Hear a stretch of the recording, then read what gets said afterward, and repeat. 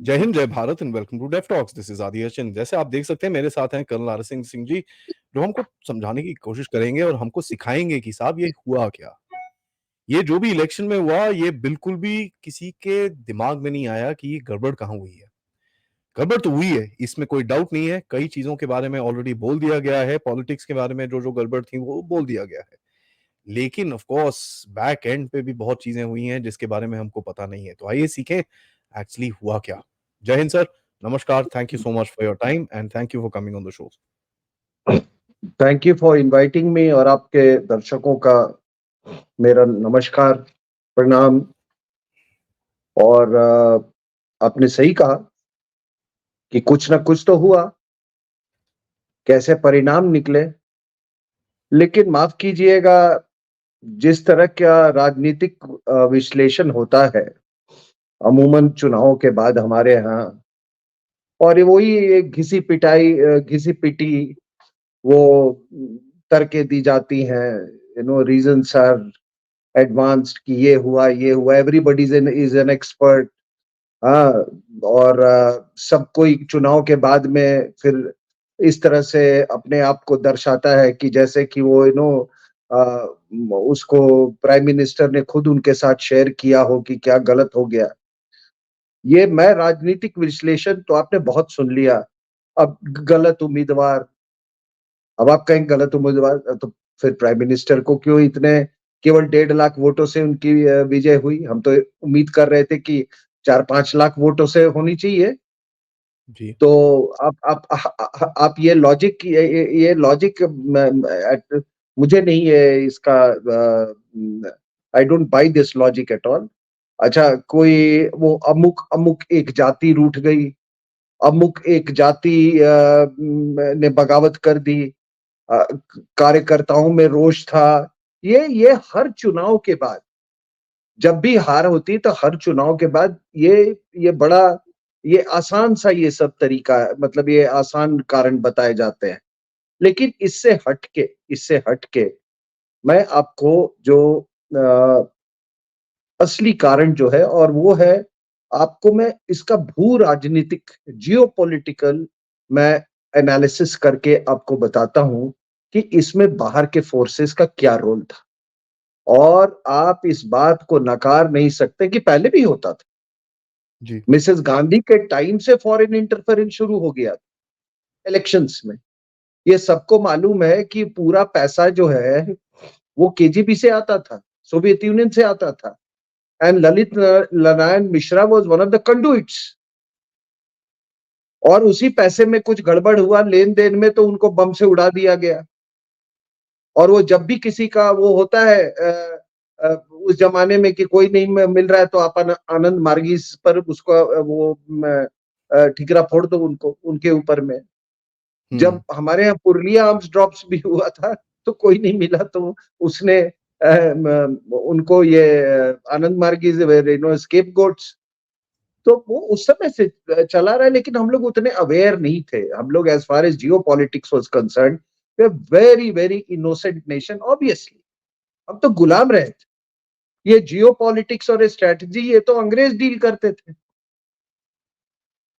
तो हमारे उसके उसके बारे में हमें कोई इल्म नहीं थी उसके बारे में। लेकिन आपको मैं कुछ आपको मैं दर्शकों को कुछ उनको ये याद दिलाना चाहता हूं। आप कुछ फुटप्रिंट्स देखिए। जॉर्ज सोरस, मैं नहीं बोल रहा, जॉर्ज सोरस ने खुद बोला कि I spend dollars 100 billion to effect a change of government in India. उसने खुद बोला, George Soros. Sam Pitroda, that chimpanzee has the gumption कि वो वहां से अमेरिका से बैठ के वो ये तय करे कि भारत में, मतलब इसकी बनावट क्या है, इसमें अरब्स हैं, अफ्रीकन हैं और मंगोल रेस के लोग हैं और कोई इंडियन नहीं है। ही इंप्लाइड कि भारत कोई नेशन नहीं है। ये सब क्या था? ये सब एक, जो भारत के अंदर में जो एक ऐसे एंटी नेशनल तत्व है, बहुत बहुत बड़ी मात्रा में है, हम्म, उनको उन तक ये मैसेज पहुंचाने का था। इस मैसेज से अपने जिहादी जो है वो भी खुश हो गए, इस मैसेज से जो वामपंथी है वो भी खुश हो गए, इस मैसेज से अर्बन नक्सल्स भी खुश हो गए। तो वो एक बड़ा क्लियर वेल थॉट आउट वो एक मैसेज था। फिर फुटप्रिंट्स में आप आइए, पुतिन ने आपको वार्न किया ना कि Americans are trying to interfere in the elections.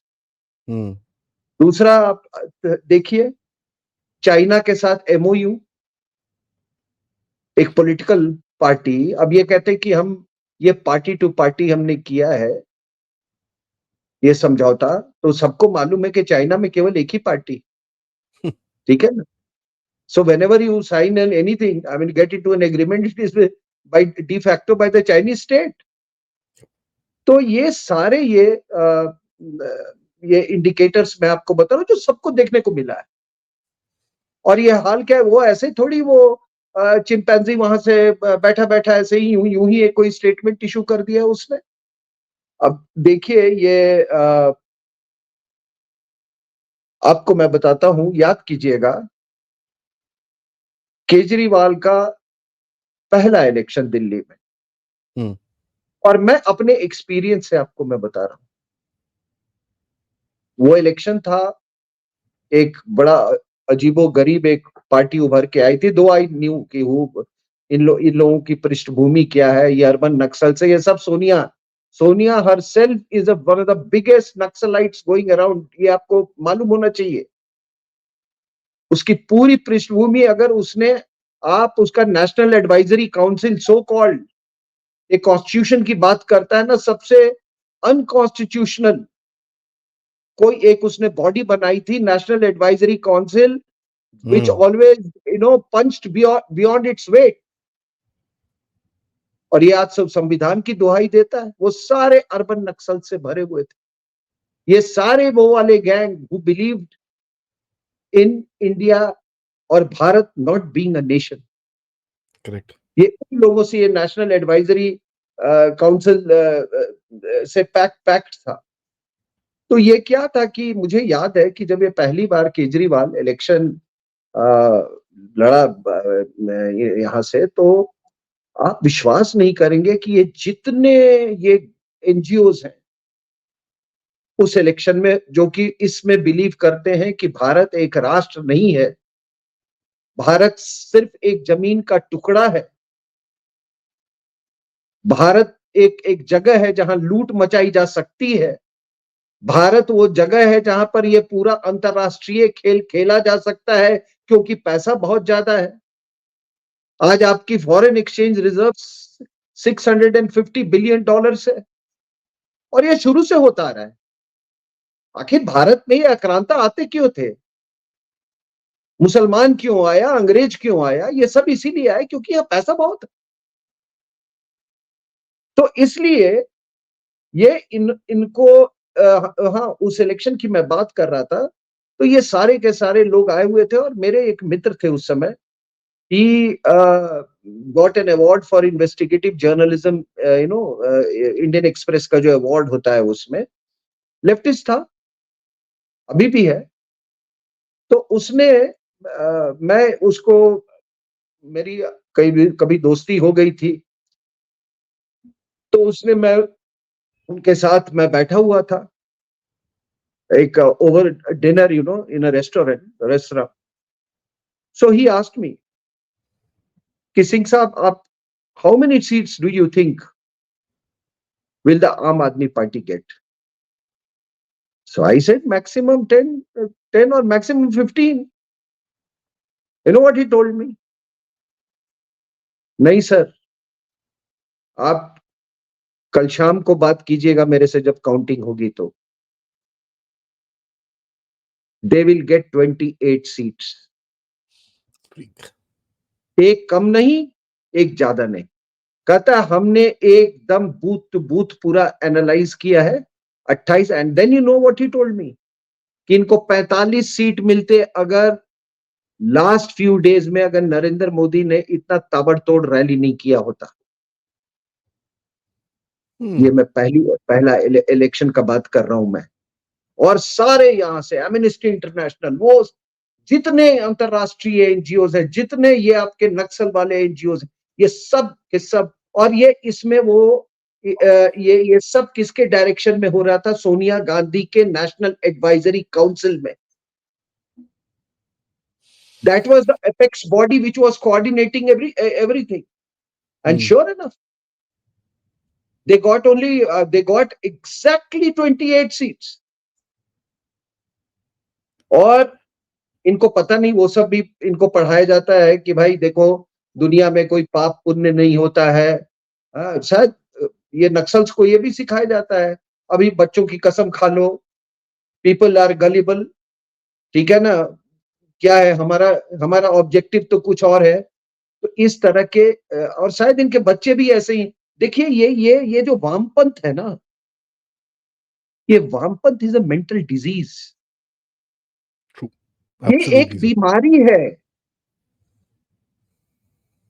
Kurta फाड़ लेना, कहीं किसी को ये कर देना, किसी औरत को असॉल्ट कर देना, फ्री सेक्स के बारे में भाषण करना, ये सब एक मेंटल बीमारी है।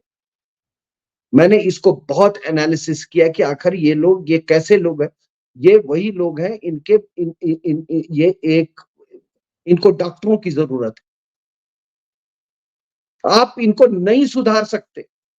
दूसरा क्या है, मैंने कहा कि ये इन सब के पीछे में थोड़ा गहराई में आप जाएं, और ये जो मैं कह रहा हूं, ये national advisory council, Sonia Gandhi, constitution, how she became super prime minister by subverting the constitution, ये सब के पीछे में क्या है? ऐतिहासिक रूप से इसके पीछे में है सनातन मोबिलाइजेशन। जब 1857 हुआ तो अंग्रेजों को मुसलमानों पे से बहुत ज्यादा, मतलब उन पे गुस्सा था। There was a heavy crackdown, और कि इन्होंने जिहाद किया है, और ये बहादुर शाह जफर को ये करना चाहते थे, बिठाना चाहते थे गद्दी पे, उनका ऐसे उनका मानना था।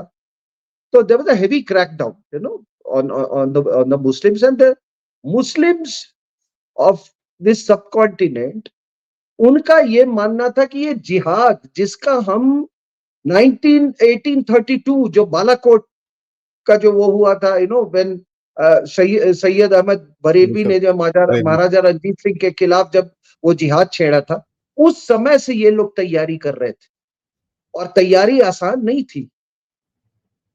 तो उनको लगा, जब इनको सेटबैक लगा पूरा, और ये बहुत बुरी तरह पिट गए 1857 के बाद, तब इन्होंने कहा कि हम इसलिए हम ये जिहाद नहीं जीत सके अंग्रेजों के खिलाफ, क्योंकि हमारे लोगों ने हिंदुस्तान के वातावरण से समझौता कर लिया था।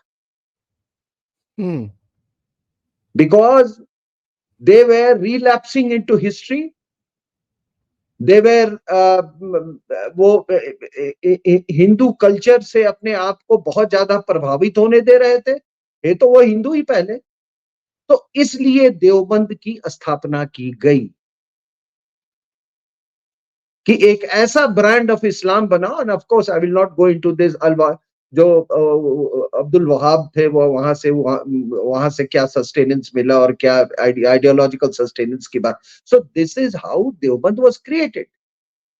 अब उसके बाद क्या होता है कि एक पीरियड आया जब हिंदुस्तान में जो सनातनी थे, वो लोग मतलब वो खड़े होना शुरू किए अंग्रेजों के खिलाफ।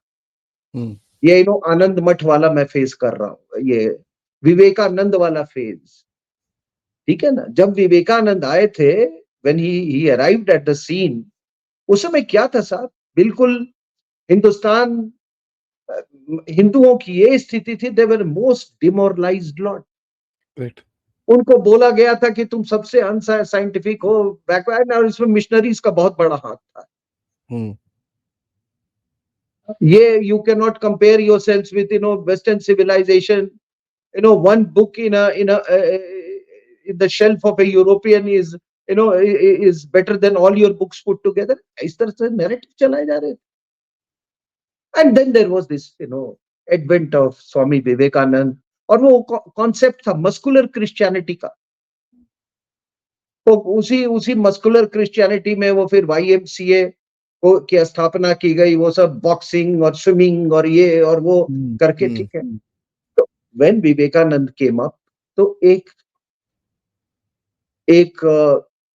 There was a renaissance in the सनातनी थॉट.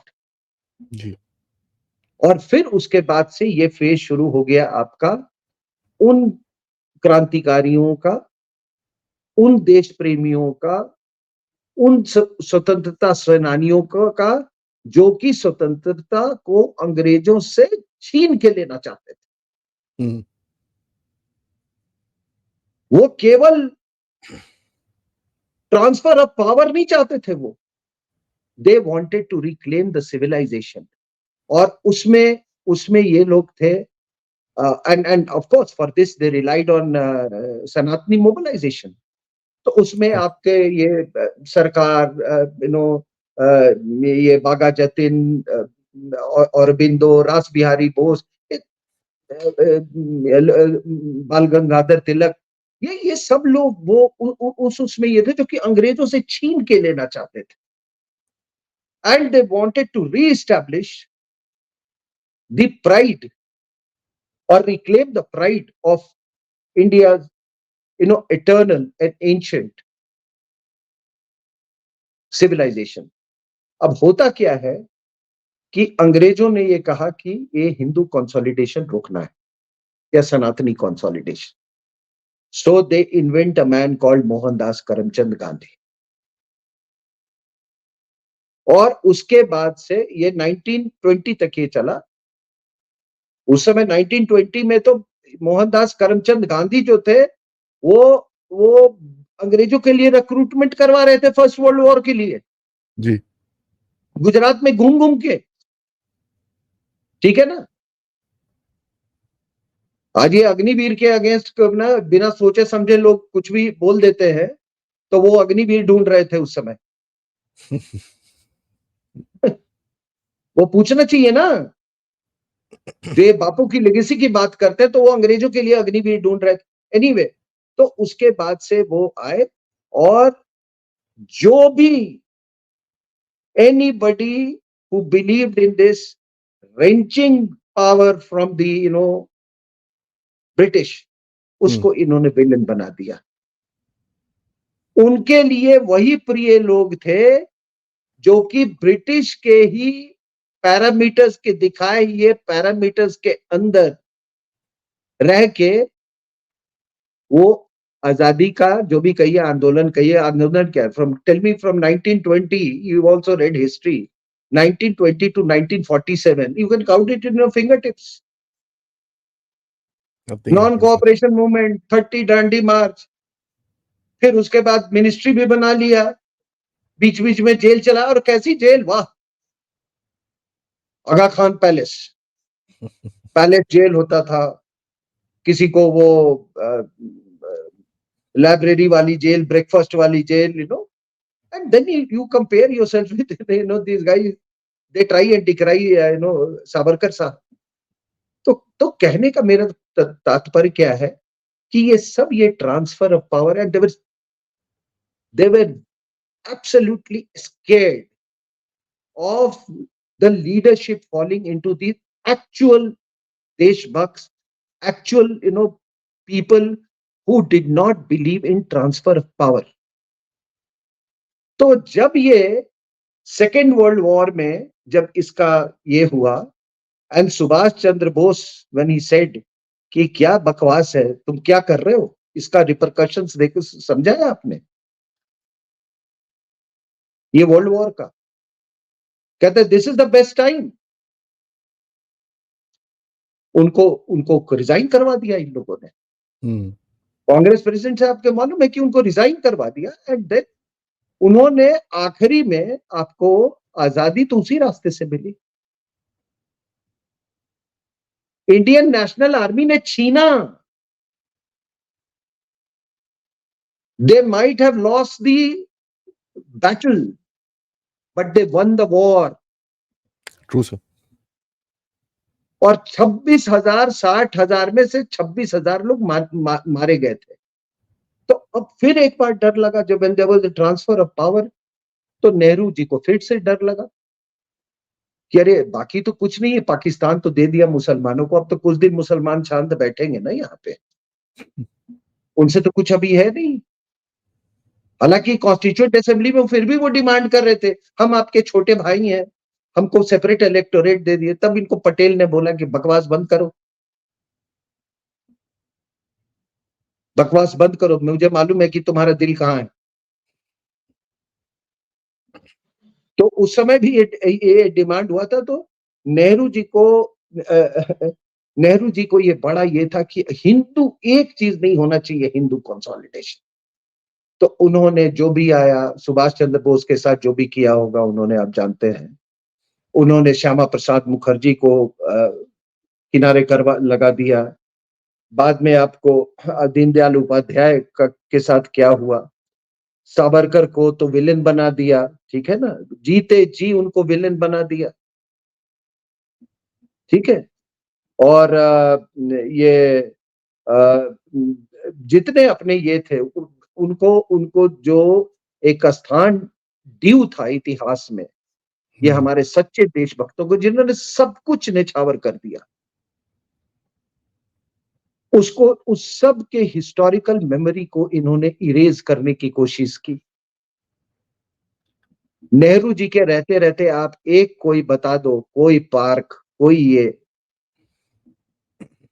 जो सावरकर जी के नाम पर या बाल गंगाधर तिलक में आप एक, या बागा जतीन के नाम पर या किसी के नाम पर, या इन लोगों ने इसी कारण भगत सिंह का साथ नहीं दिया, क्योंकि he was also a symbol of Sanatan consolidation. अब होता क्या है कि ये मैं बैकग्राउंड आपको इसलिए दे रहा हूं कि यही टेंडेंसी आया जब ये विदेशी महिला यहां पर, जब पावर इसके हाथ में आया, पावर तो आ गया 145, आज ये कह रहे हैं ना 240, they are trying to ridicule this 240 number. It's a huge number in a parliamentary democracy, by the way, ठीक है ना, भारत के संदर्भ में। जब इसको 145 आया तो इसको सताने लगा कि अरे ये फ्लूक से तो आ गया, क्योंकि चाइनीज ने बोला था सीपीएम बंगाल को कि देखो यार ये विदेशी महिला हमारी है, इसको सपोर्ट करना है। Just as Soviet Union used to tell the Communist Party of India कि भाई इसको सपोर्ट करना है। और जहां एंटी नेशनल का आप सवाल कह रहे हो, तो even communist Party of India never believed in Indian nation. Yep, even now they don't, sir. भाई साहब, जब कानपुर में इनका पहला वो होता है, अधिवेशन होता है, उसमें एक आदमी था, एक सत्य भक्त, वो खड़ा होके उसने बोला कि आप ये नाम मत रखिए, इंडियन कम्युनिस्ट पार्टी रखिए, not communist Party of India. तो उन्होंने कहा नहीं नहीं नहीं नहीं नहीं, हम किसी बाउंड्री में हम उसको बांध के नहीं रख सकते। So they named it Communist Party of India, not Indian Communist Party. और यहीं पे सिमिलैरिटी है जिहादियों में, लेफ्टीज में और वामपंथियों में। They don't believe in frontiers, ठीक है ना। और कोई सवाल नहीं है कि ये जो विदेशी महिला है ये क्यों बिलीव करेगी फ्रंटियर्स में। Just as church also does not believe in, मतलब वो फ्रंटियर्स में, उनका तो है ही नहीं कि हमको इवेंजलाइज करना। इवेंजलाइजेशन की यहां तक बात हुई कि मैं उस समय पोस्टेड था चेन्नई में जब राजीव गांधी साहब की हत्या हुई थी। I saw him at the airport that day. मैं उस समय ओटीए चेन्नई में पोस्टेड था एज एन इंस्ट्रक्टर, ठीक है ना। मैंने देखा था और उस दौरान and I was always very perceptive of things. मेरे को मैं I could read, you know, I could sense it in the air. ये पूरा का पूरा डीएमके आपका, ये एलटीटी, मतलब ये एलटीटी के साथ, मतलब you know they were like this, absolutely unimpressed. The LTT had almost taken over Chennai that time. और जब राजीव गांधी साहब की जब हत्या होती है, एवरीबडी न्यू कि इसमें चर्च का रोल क्या है और डीएम का क्या रोल है। बिकॉज एलटीटी जो लीडरशिप थी वाज बेसिकली क्रिश्चियन। वो प्रभाकरन खुद क्रिश्चियन कन्वर्ट किया हुआ था। और ये आपका जो क्या उसका एंटन बालासिंघम, इसका वो चार्ल्स, जितने उसके थे जाफना कार्टर्स, दे वर ऑल क्रिश्चियंस। और फॉर्डर यूज करता था वो ट्रिंकोमली कार्टर्स को, जो कि हिंदूज थे, वो करुणा के नीचे। तो जितने you know, then finally what happened, finally you know LTT was so formidable, Karuna को इन्होंने स्प्लिट कर दिया।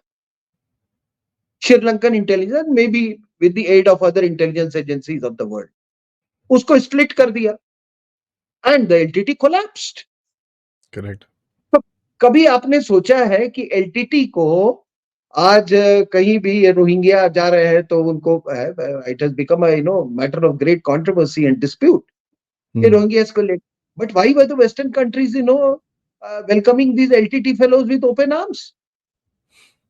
Just because they were Christians, just because of the you know they had very strong links with Vatican, the church. और इसीलिए इस विदेशी महिला को, for her the Vatican took priority over her husband.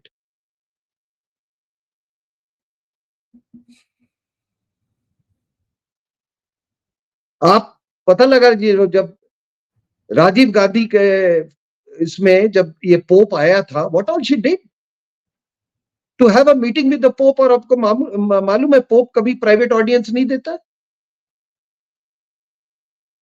इसने अरेंज किया। और किस मतलब इसके लिए अरेंज करवाया गया और किस तरीके से, उसमें भी मैं नहीं जाना चाहता, but for her the Vatican takes priority over everything and that is why DMK, she is beholden to the DMK. Interesting. Maybe तो वो जो था, बिकॉज उसके बाद क्या हुआ कि आपको मालूम है कि जब 2004 में when she comes to power, अब इसका बैकग्राउंड देखिए आप,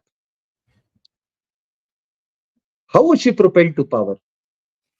There was one man called Y Rajshekhar Reddy. उसने एक पदयात्रा निकाला, वो था क्रिश्चियन। जब उसने पदयात्रा निकाला तो वो केवल पॉलिटिकल पदयात्रा नहीं था, it was also he was also in a kind of political evangelizing mission. So what happens is that and lot of money had come to him. Yeah. ठीक है, पैसा आया। फिर उसने क्या किया कि he delivered a block of, if I remember, 32 or 33 seats. Wow. To this Videshi Mahila. And that is how she reached the figure of 145. अब हुआ क्या कि भाई वो एक तरह का, कहते हैं ना आजकल वो बड़ा टर्म चलता है, king maker. He was actually a king maker. तो वो किंग मेकर साहब, he had to crash one day. He crashed and he died, as it happens. Ever since this Videshi Mahila has come, so he crashed. Now her problem was कि why Rajshekar Reddy he delivered, I by fluke I have come here. Now what do I do? मैं 2009 में कैसे आऊंगी फिर? ये तो मजा आ रहा है।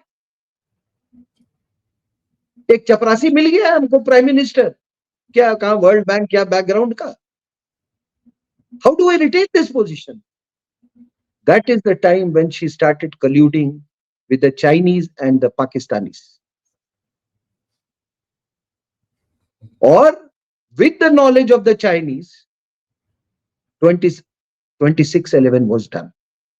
पूरी तैयारी के साथ एक this whole thing started in 2004, culminating in 2000 Hindu terror को बनाने के लिए। अब ये क्यों हिंदू टेरर बनाना चाहते थे? पहले तो इस बात में कोई शक ही नहीं है, इन्होंने किताब सब छपवा दी थी 26/11, everybody knows that RSS की साजिश and how Ajmal Kasab was caught, everybody knows it. इसलिए क्योंकि आप हिंदूस को इतना डिमोरलाइज कर दो, जब आदमी डिमोरलाइज हो जाता है ना तो वो अपने आप को गाली देने लगता है। जी, आप किसी जापानीज से बात करो, आप किसी जापानीज से बात करो ना, वो न्यूक्लियर उसका वो बात ही नहीं करेगा आपसे। अगर जर्मन से आप बात कर लो, हिटलर को उसको इतना डिमोरलाइज कर दिया गया कि वो या तो चुप रहेगा या गाली देने लगेगा। इस तरह का डिमोरलाइज करने के लिए उसने कि भाई अरे छोड़ो यार, हमारे में भी बहुत सारे ऐसे लोग हैं, हम में भी बहुत कमी है यार, देखो उसने। So what she did, they planned it in a way कि ये टेररिस्ट टैग आप एक ऑर्डिनरी उस पे डालोगे हिंदू पर तो it will not sell, so you need powerful symbols. तो उसमें एक साध्वी, देखो औरत भी टेररिस्ट होती है इनकी, कर्नल पुरोहित देखो आर्मी में भी है हिंदू टेररिस्ट, स्वामी असीमानंद, अरे देखो इसका तो 80 साल का बूढ़ा भी होता है टेररिस्ट। तो इन्होंने ये प्लान बनाया ये हिंदूस को डिमोरलाइज करने के लिए और हिंदूस का कंसोलिडेशन को रोकने के लिए। जी। So meanwhile she was working on उस समय ये इसका बेटा उतना उसको इतना डेवलप नहीं था वो मेंटली, अभी भी नहीं है, लेकिन वो she started working, she was always working on this। ये तो माओइस्ट से तो भरा ही हुआ था।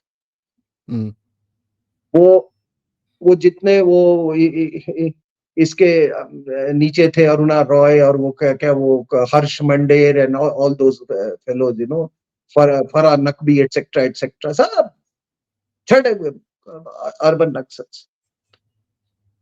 अब होता क्या है कि इसने वो फेल कर, मतलब she got 206 seats, 206 seats in the next election, फिर भी सरकार बना ली, ठीक है ना। अब क्या होता है कि देन फिर प्रॉब्लम, अरे बाप रे, एक तो बड़ा सिंबल निकल गया सनातन मोबिलाइजेशन का, नरेंद्र मोदी, खत्म करो इसको। तो इसको उसने फिर वो पॉलिटिकली खत्म करने की कोशिश की। वो जानते थे कि ये टर्न्ड अराउंड गुजरात, बहुत पॉपुलर हो गया। तब इन्होंने इशरत जहां से इसको मरवाने की कोशिश की, ठीक है, वो भी फेल कर गया। उसके बाद सोहराबुद्दीन मर्डर केस के एक हिमाचल का चीफ मिनिस्टर की बेटी को उसको जज बना के वो भेजा वहां पे कि टू फिक्स हिम जुडिशियरी, वो फेल कर गया। आज पटना में अक्टूबर 2013 में इसको मारने की कोशिश की। ये झारखंड में जितने झारखंड और बिहार में जिहादियों की कमी नहीं, फिर वो फेल कर गया। तो ये हिंदू कंसोलिडेशन को रोकने के लिए इन्होंने ये तमाम कोशिश की, लेकिन वही है कि still he managed to serve physically and not only physically but politically, you know, his graph was ascendant. अब है क्या कि उसके बाद से द नेक्स्ट फेज कम्स, जो ये हिंदू कंसोलिडेशन के लिए अब इसका बेटा थोड़ा समझदार हो गया। समझदार उस समय भी था जब इसने अमेरिकन एम्बेसडर को, जब इसने बोला था कि इंडिया में सबसे बड़ा खतरा हिंदू टेरर से, CIA ठीक है। रिपोर्ट। हाँ, तो इसको इतना भी आप लोग बेवकूफ मत समझना। ये एग्जैक्टली न्यू या व्हाट टू स्पीक, ठीक है ना। उसने किया, this was again against Hindu consolidation. फिर ये माँ और बेटे they embark on the next phase, और नेक्स्ट फेज है आपका when they got through to ISI से लश्कर तोयबा से इनके ताल्लुकात हो गए। उसके बाद चाइना से, ठीक है, एमओयू के बारे में बात हो चुकी है। जॉर्ज सोरोस के साथ इनके ताल्लुकात हो गए। अमेरिका में सैम पित्रोदा इनके लिए पूरा नेटवर्किंग कर रहा था। ब्रिटेन में इनके लिए लोग नेटवर्किंग कर रहे थे ये पूरा। सो ये सारा का सारा एक इन्होंने वेक्टर्स तैयार किए to be unleashed against you know the Modi government. अब ये शुरू कहां से होता है, ये वाला जो फेज है ये, and then it is not incidental, okay, कि जो राहुल गांधी ने बोला कि India is not a nation. इन्होंने ये टुकड़े टुकड़े गैंग तैयार किया, टुकड़े टुकड़े गैंग तैयार किया, ठीक है ना।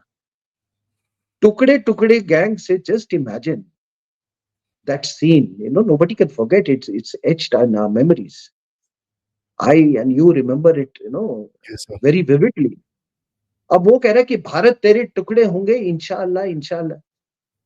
आपको लगता होगा कि आखिर ऐसे इतनी हिम्मत कैसे इन्होंने इकट्ठा की जी, और इनका स्तर इतना कैसे गिर गया, ये भी सोचने में आता था।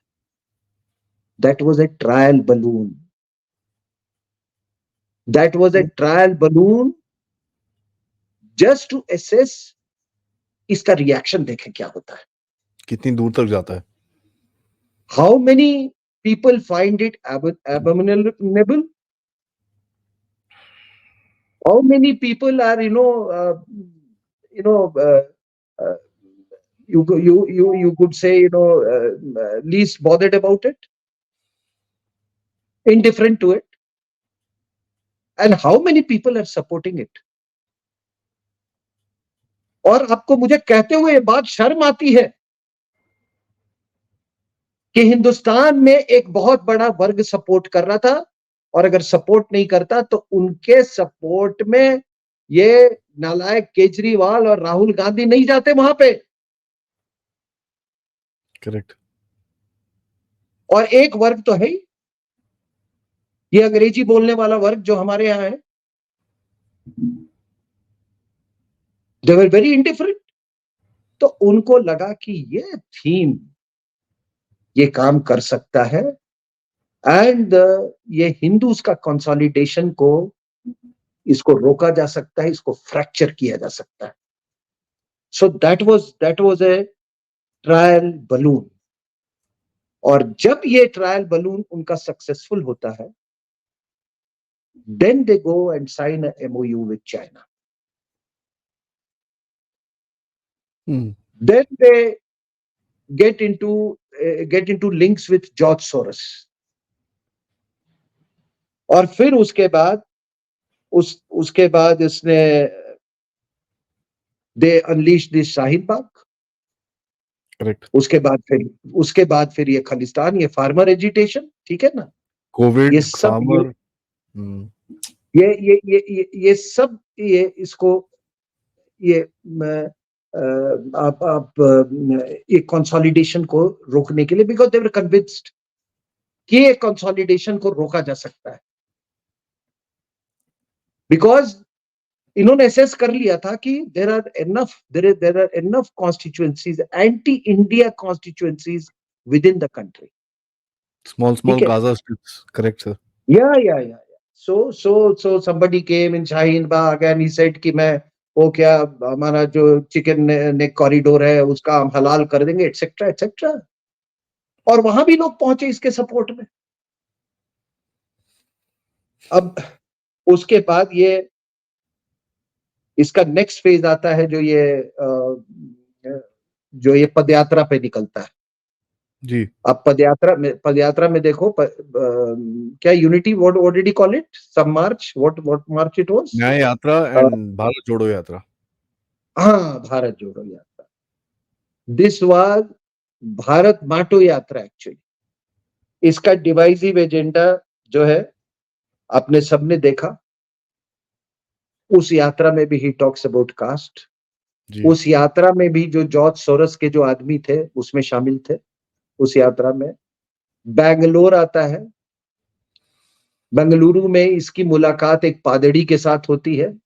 वो पूरे कैमरा व्यू में वो होता है, आपस में बातचीत हो रही है. नवरात्रे के दिन थे, नवरात्रे, और वो कहता है कि ऑल दिस शक्ति and all it is nonsense, the real God is Jesus. और ये बैठ के नॉड कर रहा है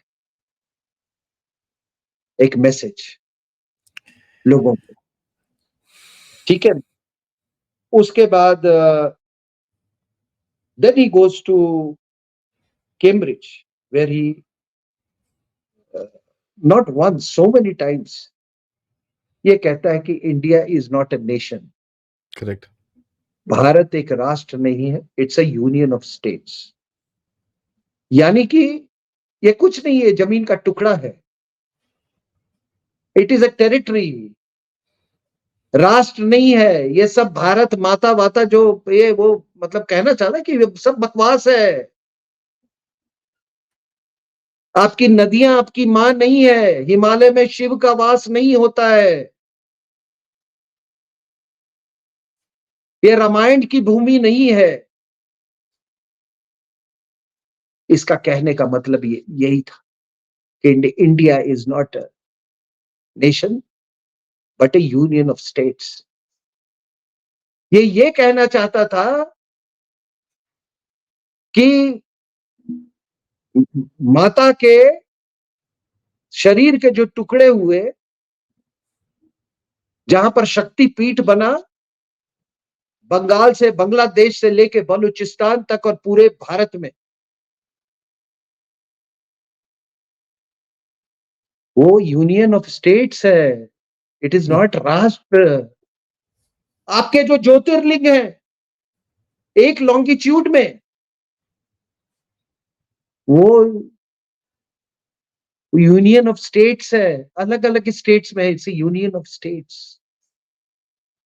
उसमें कोई एकता नहीं है, कोई ज्योग्राफिकल भौगोलिक यूनिटी नहीं है, कोई भावनात्मक एकता नहीं.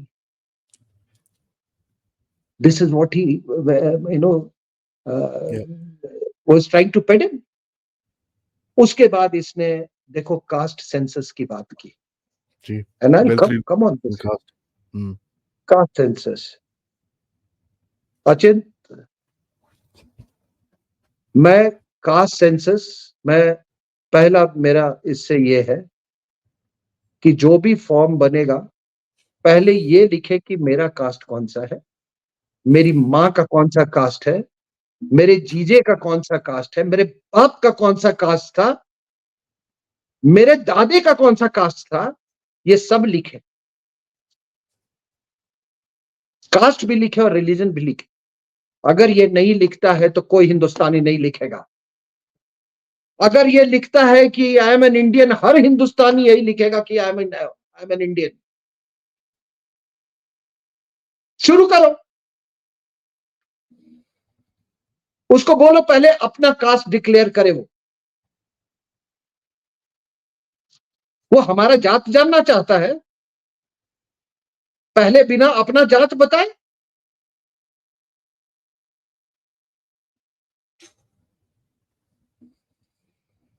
तुम्हारा जीजा जो है वो क्या है,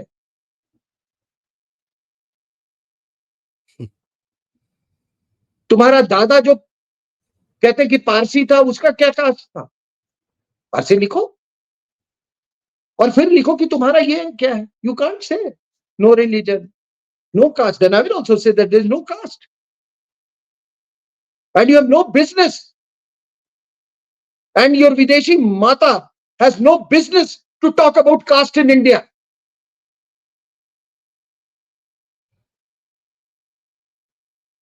तुमसे किसी ने पूछा कि तुम इटली में कहां पैदा हुई थी?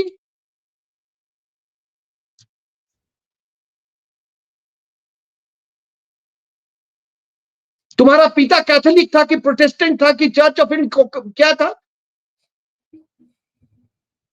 तुम्हारी एंसेस्ट्री क्या है? किसी ने पूछा? ये भारत में आके ये सारा नौटंकी.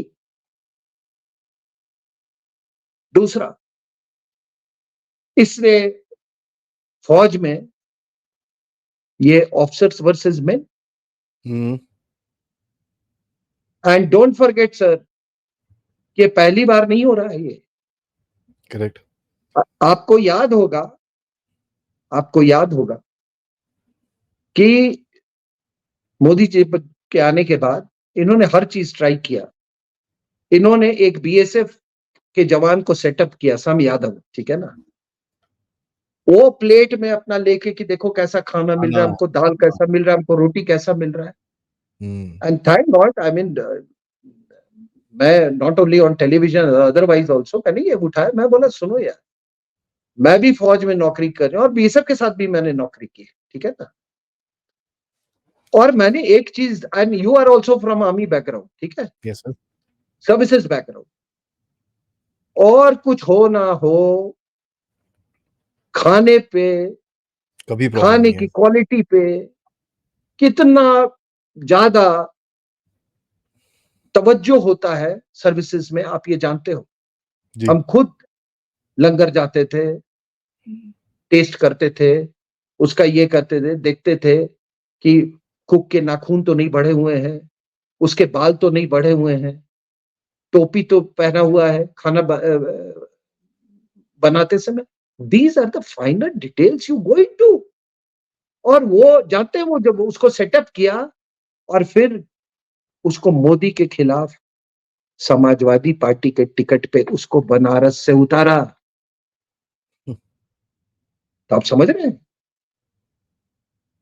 आज आज मैं बड़ा हैरान हूं, and I must use your this platform about using, ये सडनली अग्निवीर अग्निवीर अग्निवीर. अरे क्या प्रॉब्लम है सर? हमने जब फौज ज्वाइन किया था उसके जस्ट पहले 7 इयर्स था कलर्ड सर्विस. जी. दूसरी बात कि आर्मी में रिक्रूटमेंट, ट्रेनिंग, ठीक है ना, प्रमोशंस, ये सब it is the headache of the army, not of some discredited leader of a discredited party. हम क्या करेंगे, हम किसको रिक्रूट करेंगे, कितने दिन के लिए? हमारे यहाँ तो रिक्रूटमेंट वॉलंटरी है. जी. मैं भी, मुझे क्या इनवाइट किया था क्या? नोबडी इनवाइटेड मी कि नहीं आपको आना ही आना है. कोई किसी को इनवाइट नहीं, सब वॉलंटरी आर्मी. जिसको 16 साल की उम्र में ये लग रहा हो कि वो आईएएस बन सकता है, भाई वो जाए अपना आईएएस करे.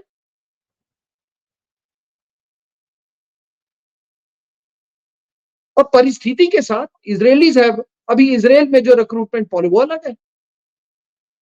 आपको याद होना चाहिए कि वियतनाम वॉर के टाइम में अमेरिका में क्या थी recruitment policies.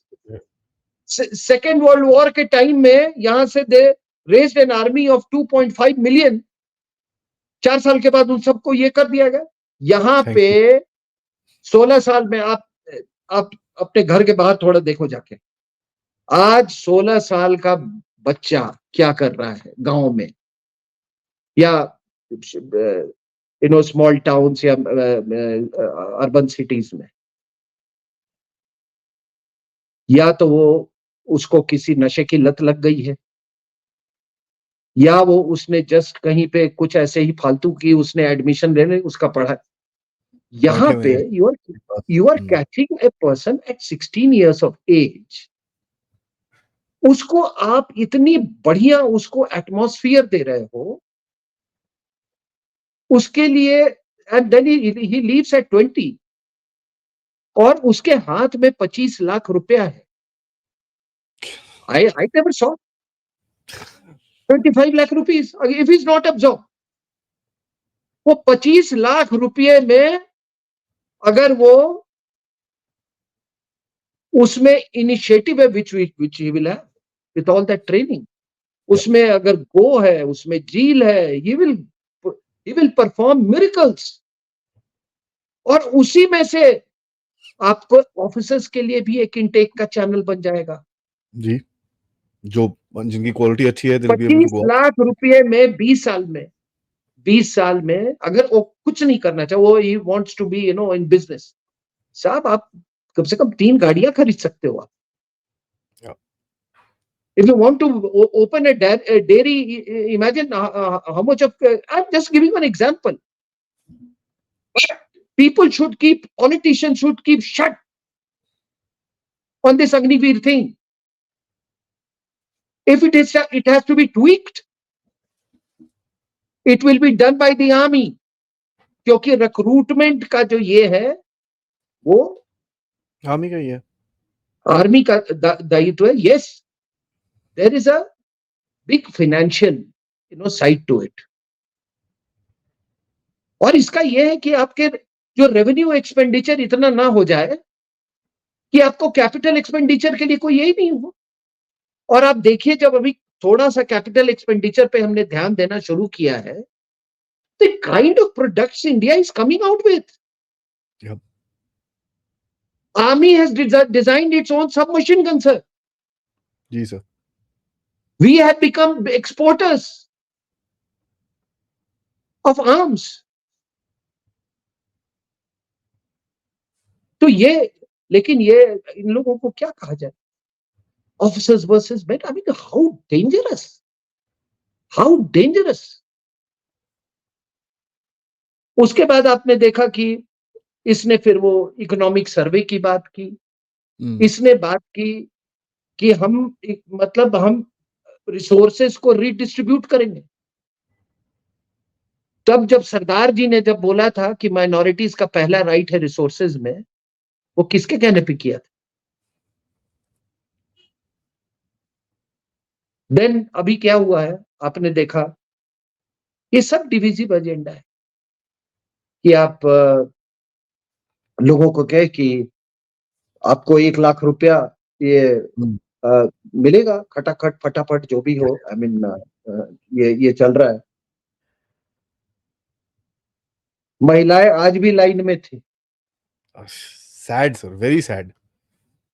Can you imagine उनको एक चिट दिया गया है, एक कूपन सा, एक वो, कि ये चुनाव के बाद आना और ये पैसे आपको मिल जाएंगे। ठीक है, तो वोट तो कर दिया उन्होंने, ठीक है, अब वो लाइन में लगे हुए हैं।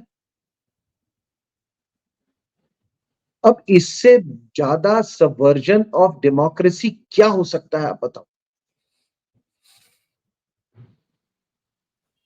एब्सोल्युटली। इनको आप ये बताइए कि ये कॉन्स्टिट्यूशन की बात कर रहा है। अरे अपने दादी से पूछना कि उन्होंने क्यों प्रीएम्बल बदल दिया था। You tell me, is India socialist country? No. Why it is there in the constitution? Soviet Union ने बोला, उसे डाल दिया। और तुम्हारी मां जो डिफैक्टो प्राइम मिनिस्टर थी, वो क्या था? She screwed the constitution. क्या अंबेडकर साहब का उनका पहले तो जीते जी उनको इज्जत नहीं दिया तुम्हारे पूर्वजों ने, और उसके बाद से जो उन्होंने कॉन्स्टिट्यूशन बनाए थे उसके साथ भी छेड़छाड़ की जी। उसके बाद इन लोगों ने अब मैं आपके इस चुनाव को लेके मैं असली उस पे आता हूं मैं, और बड़े ध्यान से इसको सुनिएगा। देखिए, ये जॉर्ज सोरोस एंड गैंग ने दे टारगेटेड 4 स्टेट्स, और उसमें था एक यूपी, बिहार, बंगाल एंड महाराष्ट्र। अब इन्होंने क्या किया कि यूपी को, दिस वेरी इंटरेस्टिंग, यूपी को 3 हिस्से में बांटा इन्होंने, western UP, central UP and eastern UP, Purvanchal. Now they use different vectors in these 3 segments. Targeted, ठीक है ना, टारगेटेड। वेस्टर्न यूपी में कुछ बनावट वहां की ऐसी है कि आप कोई 4-5 कॉन्स्टिट्यूएंसी ऐसे हैं कि आप वहां अगर शहबाज शरीफ को भी खड़ा कर देंगे या इमरान खान को भी खड़ा कर देंगे, ओसामा बिन लादेन को भी वहां पे खड़ा कर देंगे, वो चुनाव जीतेगा। कोई मतलब नहीं है ये सड़क, पानी, बिजली, ये वो ठीक नहीं है। सड़क भी बनाओगे तो सड़क जिहाद की तरफ जाती है, ठीक है ना। तो ये भी हम लोग को बहुत है, ये जो हम बार बार मतलब ना सड़क है, ये डेवलपमेंट की बात, ठीक है, डेवलपमेंट तो होना ही चाहिए, दैट्स अ ऑनगोइंग प्रोसेस। लेकिन जो ये है कि वो सड़क जो आप बनाओगे उस पर कौन सी विचारधारा दौड़ेगी, ठीक है। तो वहां पर वेस्टर्न यूपी में इन्होंने जो वेक्टर्स यूज किए उसमें था ISI and PFI, ISI of Pakistan and popular front of India, ठीक है ना। इंडिया और बाकी जो उनका लोकल वो सब है, because the Deoband is there, तो एक उसका इकोसिस्टम है वहां पे, very, I mean conducive ecosystem, ठीक है। और इसमें यहां पर इन्होंने जो टीम्स यूज किए, अब क्या था वो, यहाँ पर इन्होंने मुस्लिम्स का वो कार्ड खेला, बाकी उसका, और ऐसे ऐसे लोगों को टिकट दिए जो कि they were real radicals, real real real real radical. जब ये पार्लियामेंट में आके बैठेंगे तब इनको इनको देखना। उसके बाद से ये वहां पर भी जो कुछ हिंदू हिंदू थे तो थोड़ी बहुत कास्ट सेंसस की बात की। तो मेरा कहना है कि कास्ट सेंसस जो करना है तो सब में करवा, मुसलमानों का भी करो कि मुसलमान अरब ओरिजिन के कितने हैं, इंडियन ओरिजिन में कौन है, कौन किस साल कन्वर्ट किया, फरूक अब्दुल्ला का फादर राजा राम कौल, क्या ऐसे ही कुछ नाम था, वो किस साल का, we want all those details so that you can reach out for their welfare. You must have this information. किसको बाबर ने कन्वर्ट किया, कौन औरंगजेब के टाइम में कन्वर्ट हुआ, भाई आप अपना पॉलिसी वैसे ही बनाएंगे ना।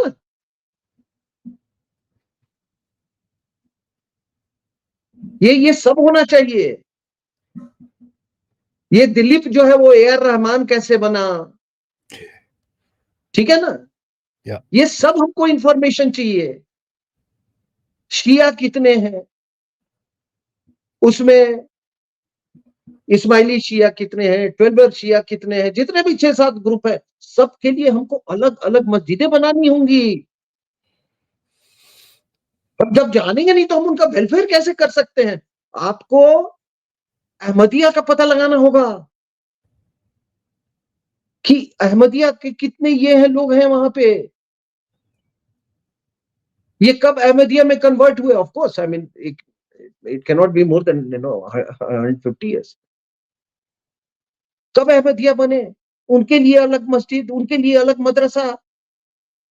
फिर क्रिश्चियंस का आपको पता लगाना होगा सर, कैथोलिक कितने हैं, सीरियन क्रिश्चियंस कितने हैं, रोमन डिसेंट के कितने हैं, चर्च ऑफ इंग्लैंड को कितने ये करते हैं। You have to find out because each of, because कोई मदर मेरी में बिलीव करता है तो उसको अलग वो आप दोगे ना।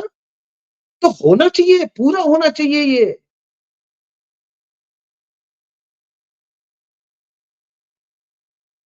उसके बाद ये इन्होंने वेस्टर्न यूपी का मैं बता दिया, फिर वो सेंट्रल में भी इन्होंने वो बेसिकली इन्होंने वो वेक्टर्स यूज किया, lot of money from George Soros. Actually what they have done is in central Europe कि जो ये 1 लाख का बाद, they have actually paid to people also. और वो पुराने जो हरे हरे नोट्स थे ना, अब क्या है कि आप किसी 10 आदमी 20 आदमी के समूह में एक को आपने दे दिया तो उसको विश्वास हो जाता है कि मिलेगा, बाकी लोग बाद में आना. तो इस तरीके से दिया गया है, कैश दिया गया है इनको. So that was all that $100 billion of George Soros. ठीक है ना, पार्ट ऑफ इट. तो इन्होंने उसके बाद यहाँ पे ये कॉन्स्टिट्यूशन, वो अपना वो कार्ड, वो एक लाल सा वो करता है. अब बताओ अचिंत कि उसमें कौन सा कॉन्स्टिट्यूशन, उसमें क्या लिखा हुआ है उस कॉन्स्टिट्यूशन में. बैठे लोगों के साथ डिस्कस करे क्या है.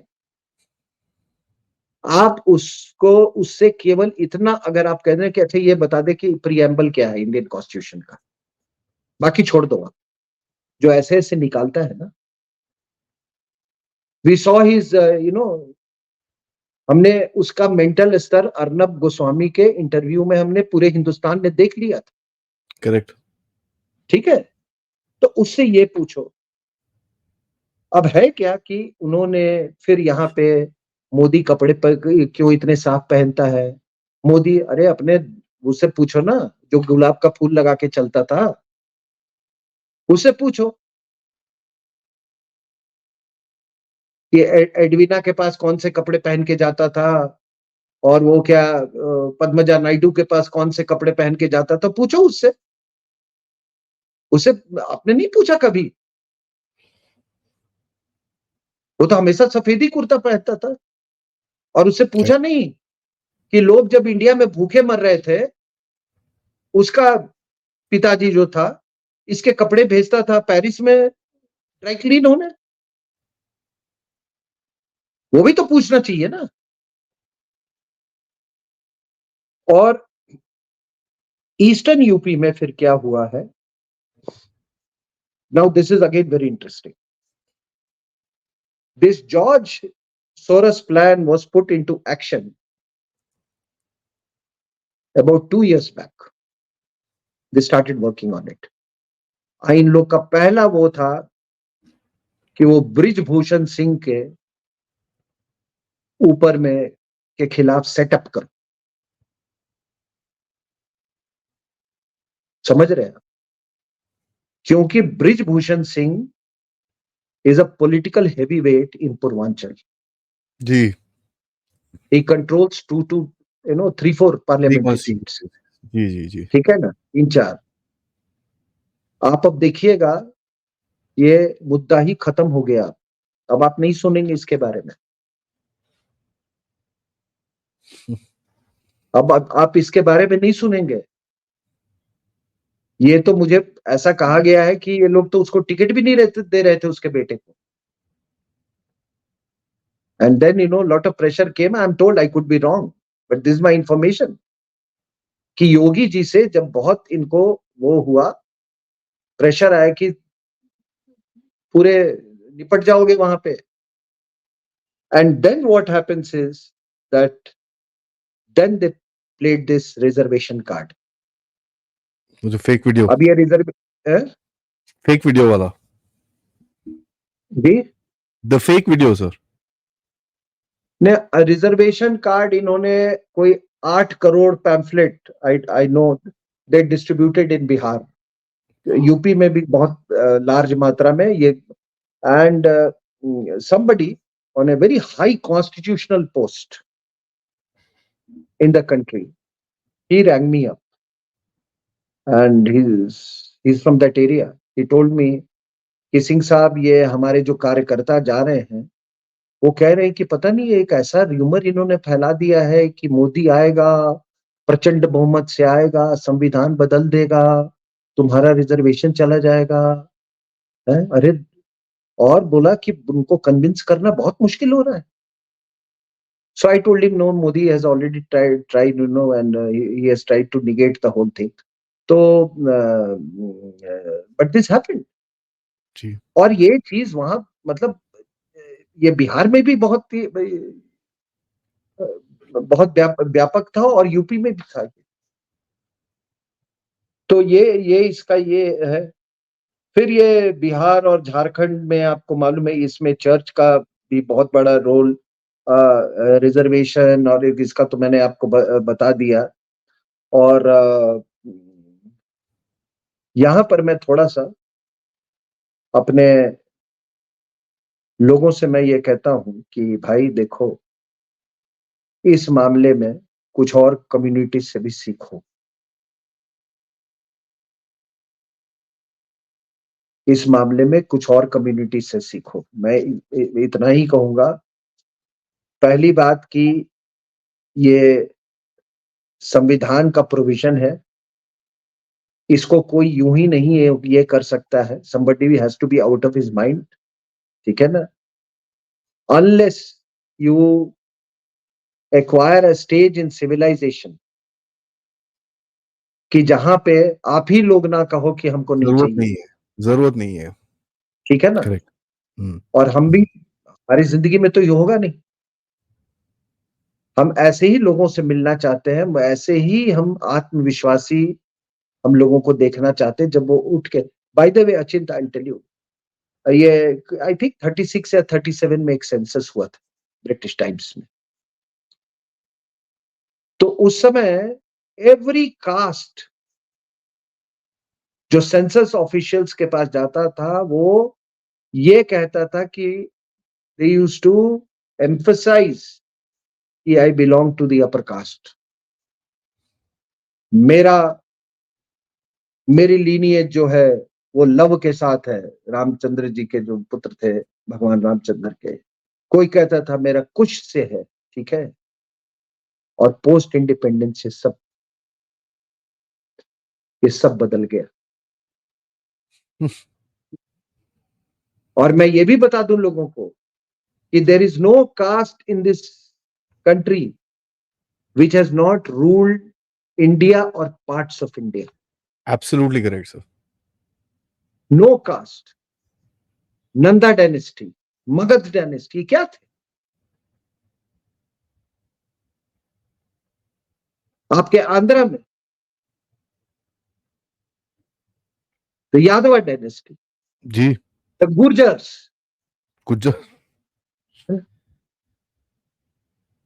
तो आप क्या क्या क्या बताए ना। लेकिन हम वो दिन देखना चाहते हैं कि जब आप खुद बोलो कि हमको हमको हमको नहीं चाहिए ये।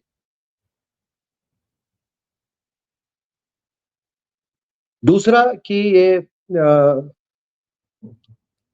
जहां तक बंगाल का सवाल है, तो बंगाल में ये पूरा एक इकोसिस्टम है, बांग्लादेश और वेस्ट बंगाल का जिहादी ecosystem.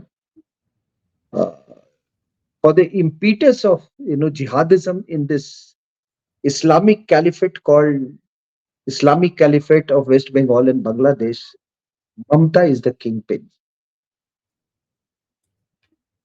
Sheikh Hasina, for her own security reasons, political reasons, she cracked down very hard, especially after that BDR revolt.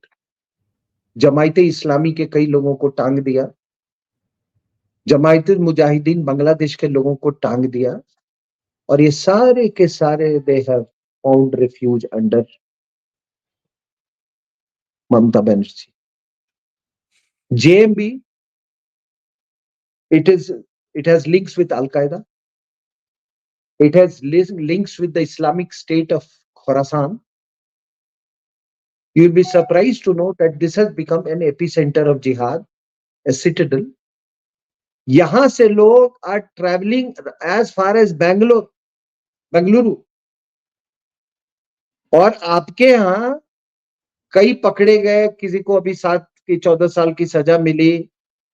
They broke open houses, किस लिए? जिहाद के लिए, ठीक है। इनको कहा गया है कि तुम अपना फंडिंग खुद ये करो। So they are travelling as far as Bangalore and Kerala, ठीक है। So that is the kind of jihadi ecosystem that Mamata Banerjee has created. और ये सब कैसे, अच्छा एक और आपको शायद बात मालूम होना चाहिए that Mamata Banerjee did her some degree in Islamic studies, Islamic studies या इस्लामिक हिस्ट्री पे, ठीक है ना। तो उसने क्या किया है कि she has used the Bengali culture, मतलब हिंदू बंगालीज को है, हिंदू बंगालीज को एक फर्म बेस बनाकर वो वहां से in the name of Bengali culture, ठीक है ना, शी इज फैनिंग आउट जिहाद। ठीक है, अब आपको मैं बताता हूं, आपने पढ़ा ना यूसुफ पठान, गुजरात का रहने वाला, he has won elections against Adhir Ranjan Chaudhary. हाँ, अधीर रंजन चौधरी। अब आप देखिए कि कितना डिवियस माइंड है। सीरियसली सर, 52% वहां पॉपुलेशन मुस्लिम्स की, ठीक है। So she brought a Muslim from Gujarat, और वो चुनाव जीत गया, ठीक है ना। अब है क्या, this is a very careful calibration, of turning it into some kind of a caliphate, कि उधर से शत्रुघ्न सिन्हा को ले आओ, उधर से कीर्ति आजाद को ले आओ, और ये इसके बीच में अपना जो इस्लामिक एजेंडा जो है ये चलाओ इसको। सो जमाइते मुजाहिदीन बांग्लादेश, ये आपका अल कायदा, ये सब तो बताया मैंने। महाराष्ट्र में इन्होंने क्या किया है, और कुछ पार्ट्स में, कि कुछ लोगों से ठेका लिया इन्होंने कि आप चुनाव के बाद में आप अगर इस बूथ से इतने बूथ का ठेका देता हूं, इसमें से अगर आप नोटा, मान लीजिए 10,000 नोटा आप अगर लाते हो तो आपको इतने पैसे मिलेंगे। I thought so. ठीक है, महाराष्ट्र में कोई 8-9 सीट पर या 7 या 8 सीट पर ऐसे, मतलब ये नोटा का ये रोल रहा है। एंड आई नो कि वहां पर ये वाला कॉन्ट्रैक्ट दिया गया है लोगों को, कि जैसे ही आप इतने दिखा दोगे काउंटिंग के टाइम में कि इतने नोटा हुए, उसी के मुताबिक आपको इतने पैसे मिलेंगे। लोगों ने ठेके लिए हैं। This is again George Soros money. ठीक है सर। अब आप देखिए कि जितने वेक्टर्स हो सकते हैं एंटी नेशनल्स के, वो सारे इस चुनाव में सारे एब्सोल्युटली करेक्ट सर। ठीक है ना। बिहार में 2 सीट गई है सीपीआई एमएल को। हाउ? और सीपीआई एमएल को मैंने देखा है, और कहां से एक सीट उनको मिला है, वो जो आरके सिंह का आरा था वहां से। Arrah again was the main base of Naxalites in north Bihar, in south Bihar. तो वहां चाइनीज वेक्टर भी बहुत काम किया है। ठीक है ना। This is what is there, this is what is there in the MOU. तभी तो ये चोर की तरह छुप छुप के दोकलम क्राइसिस में जा रहा था इंफॉर्मेशन देने।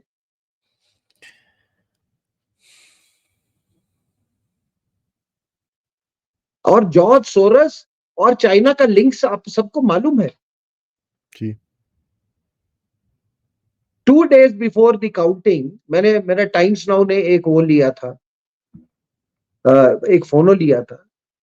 वो इनपुट था कि भाई एक इजरायली फर्म है, ठीक है ना, स्टोइक, हाँ, वो कैसे इंटरफेयर कर रहा है। दिस एजेंडा ऑफ रिजर्वेशंस, ये कास्ट सेंसस, ये बाहर से है। जी जी जी, इसके ऊपर पूरे वीडियोस बनाए गए सर, आर्टिफिशियल इंटेलिजेंस के वीडियोस बने, सब कुछ हुआ। जी जी। तो ये मैंने आपको बिहार में इनको उतना सक्सेस नहीं मिल पाया फॉर वेरियस रीजंस, लेकिन फिर भी देर आर प्लेसेस जहां पर ये जैसे ये 2 माले की सीट जो है और वो हुआ, ये सब हुआ है।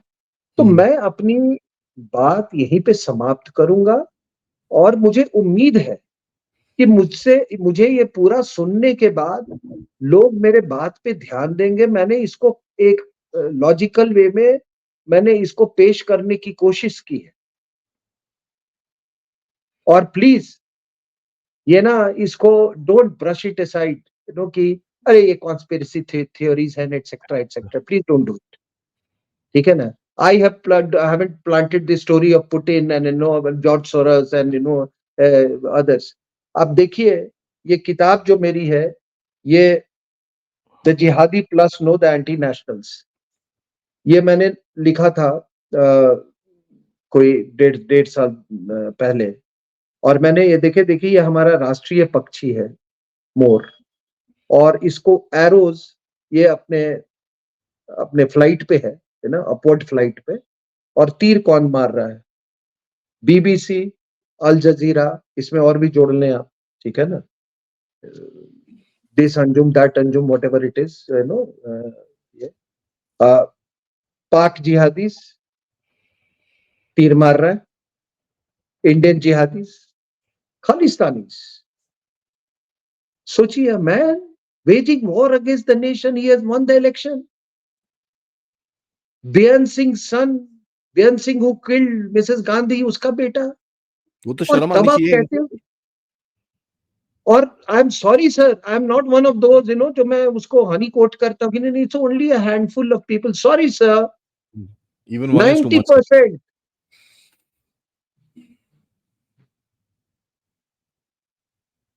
उसके बाद ये अर्बन नक्सल्स का एरो देखिए, वो मार रहा है, जॉर्ज सोरस का मार रहा है, हार्वर्ड से तो पता नहीं कितने एरोज मारे गए, church, NGOs, anti national media, judicial mafia. Sir, I forgot to mention about this, which I must mention. Please, sir. ये बहुत जरूरी है। देखिए, ये पूरे जो वेक्टर्स इन्होंने यूज किया ना, उसमें जुडिशियल माफिया का भी जॉर्ज सॉरस गैंग ने बहुत इस्तेमाल किया है। और मैं आपको बताता हूं कि ये कैसे ये हुआ।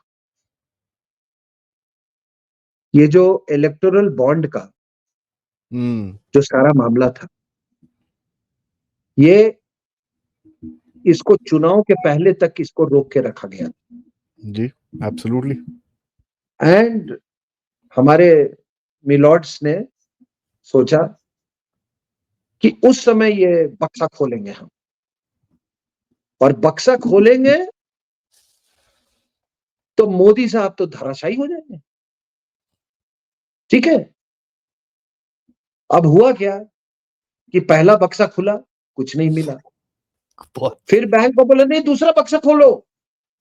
उन्होंने कहा खोल देते हैं, तो टाइम लगेगा। नहीं, जल्दी खोलो, हम ये कर देंगे वो। उन्होंने दूसरा बक्सा खोला, कुछ नहीं मिला। तीसरा बक्सा खोला, अब बोला तीसरे बक्से और दूसरे बक्से को जोड़ो। कहते मिलॉर्ड्स थोड़ा टाइम भी दीजिए, इसको जोड़ेंगे हम। ठीक है, फाइनली जब सब कुछ हुआ, तो तब इन्होंने देखा कि यार ये तो खोदा पहाड़ और निकली चूहिया, कुछ भी नहीं था। ठीक है, इस रूट से तो सभी पार्टीज ने पैसे लिए हैं। ठीक है, वो समाप्त हो गया। फिर कुछ लोग गए, उन्होंने कहा कि भाई साहब, ये ना, ये केजरीवाल हमारे लिए बहुत इंपॉर्टेंट है, ये इसको आप किसी तरीके से कैंपेनिंग करने का इसको मौका दे दो, ये तो दिल्ली, हरियाणा, पंजाब को उलट के रख देगा एकदम, बिल्कुल। ठीक है, the whole country was shocked। Absolutely, sir. कि क्या मिला, बेल मिला, परोल मिला, क्या मिला, किस लिए मिला, उसके लिए। अब देखिए अचिंत, ये षड्यंत्रकारी लोग ये जान ले, देखिए आपने बहुत कोशिश की हिंदू टेरर बनाने की, अजमल कसाब पकड़ा गया, नहीं बन पाया। आपने इसको छोड़ा कि ये तो पता नहीं ये सबको धराशायी कर देगा, मतलब he will capture 7 seats in Delhi, 13 seats in Punjab and पूरे हरियाणा को, ठीक है ना। अब है क्या कि आप एक चरित्रहीन आदमी के प्रवृत्ति को आप नहीं बदल सकते हो। जैसे मैं अपना प्रवृत्ति नहीं बदल सकता हूं, जैसे आप अपना प्रवृत्ति नहीं बदल सकते हैं, आप एक चरित्रहीन आदमी के प्रवृत्ति को नहीं बदल सकते हैं। आपने उसको बेल दिया तो व्हाट ही डिड? और क्या हुआ? महिला के साथ मारपीट कर दी। अब जो इसके फॉलोअर्स है वो सोच रहे होंगे कि यार ये तो जेल में ही अच्छा था साल, ठीक है। तो ये भी रोल रहा है। So this is another vector. And then finally ये जो पॉलिटिकल डायनास और जुडिशियल, वेरी डेंजरस। कितना आसान है, अगर आप कंट्री में अगर 5 पॉलिटिकल फैमिलीज को आप कंट्रोल कर ले तो आपने कर लिया ना सबको। You have control the country. मान लो बिहार में लालू फैमिली, इधर में ये मुलायम फैमिली, उधर जाओ वो ठाकरे फैमिली, उधर ये दिल्ली में द इटालियन फैमिली, वो शरद पवार फैमिली, 8-10 आपने कह रहे इनको कुछ नहीं। ये है क्यों? क्या ये दुनिया को अगर ये सर्व करने के लिए होते हैं तो फिर वो फैमिली का बिजनेस नहीं बनाते ना। They're for business, for them politics is a business. 10 बच्चे हैं, एक बच्चा, पापा आपने मुझे फार्म हाउस नहीं दिया। हाँ बेटा रुको ना अभी मंत्रालय रेल मंत्री बनूंगा तब लेना एक फार्म हाउस है। पापा आपको कब कौन सा इस बार मंत्रालय मिल रहा है, मालदार मिल रहा है कि नहीं? ये तो इनके संस्कार है। तो इनको मैनिपुलेट करना इतना आसान है। और मैं बाहर की ताकतों का आपका बात कर रहा हूं। आई रिमेंबर ये 2019 के चुनाव की बात। तो हम लोग कहीं गए हुए थे, हमारा टॉक था, और जिस होटल में हम रुके हुए थे उस समय वो इलेक्शन सीजन था बेगूसराय, जहां से कन्हैया खड़ा था। जिस होटल में हम, मतलब हमें सुबह से शाम तक रुकना था, देन टू कम बैक। तो उसमें ये सारे दिल्ली से जावेद अख्तर, स्वरा भास्कर, ये पता नहीं, and then people of that place told me कि सर ये अर्बन नक्सल्स, इनका जो हरकत देखोगे आप होटल के अंदर और होटल के बाहर, आपको शर्म आ जाएगी। या एब्सोल्युटली सर। और मुझे बताया लोगों ने कि at least people from 2 dozen countries had rung up Sri Lalu Prasad Yadav not to field a candidate against Kanhaiya. अच्छा, उन्होंने मना कर दिया। हाँ, और 2 dozen countries कि इसके खिलाफ मत ये करो। अब उसका बेटा, मतलब उनका बेटा तो खुद यंग लीडर था, ठीक है। Why should he create a competitor? ठीक है, उन्होंने नहीं माना बात को। और ये आप देखो, ये सब ये इंसिडेंटल नहीं है। आप जो कह रहे हैं ना कि ये टुकड़े टुकड़े गैंग और हम राष्ट्र नहीं है। जैसे इंजीनियर इंजीनियर रशीद, आपको याद है, इसके साथ तो मैं बहुत टेलीविजन पे रहा हूं और अच्छा वार्तालाप होता रहा मेरे साथ। आपको ये ही वाज द मैन जो कि पूरा दिखा दिखा के बीफ खा रहा था। जैसे ये बिहार का नेता नवरात्रों में मछली खा रहा था ना, it was a message being Saint कि भारत राष्ट्र नहीं है, भारत एक देश है, ये जमीन का टुकड़ा है, और इस पर मेरी बपौती है। तो मैं अपनी बात यहीं समाप्त करता हूँ। थैंक यू वेरी मच नहीं for sir, I giving me mean time. Thank you sir, because आपने जिस-जिस चीज़ों पे बात करी है, I would like to watch the show. मैं तो खुद भी दोबारा आज ऑडियंस बन के देखूँगा इसको, कि कितना कुछ है चीज़ों में। बट एक चीज़ है सर, मैं आपसे जो सीख मेरे को मिलती है वो जैसे फौज में एक चीज़ बोलती है ना, सिखलाई क्या है तुम्हारी? मेरी जो सिखलाई है सर, इस आपने जो मेरे साथ टाइम स्पेंड करा है, कि हमको अपनी आँखें खुली रखनी है। जो भी चीज़ें हैं, हमको अपनी आँखें खुली रखनी है, and that goes from the top man in the country, from the prime minister to all of us as common citizens.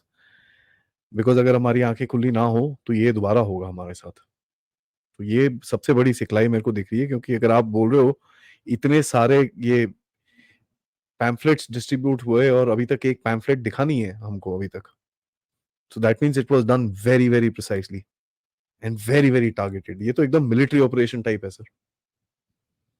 So that is something really amazing, and इसके ऊपर रिसर्च और करेंगे। Thank you so much sir. आपके साथ बात करके thank हमेशा it's an enlightening thank experience. Thank you and sir, thank you. Thank you so much. जय हिंद, जय भारत सर। या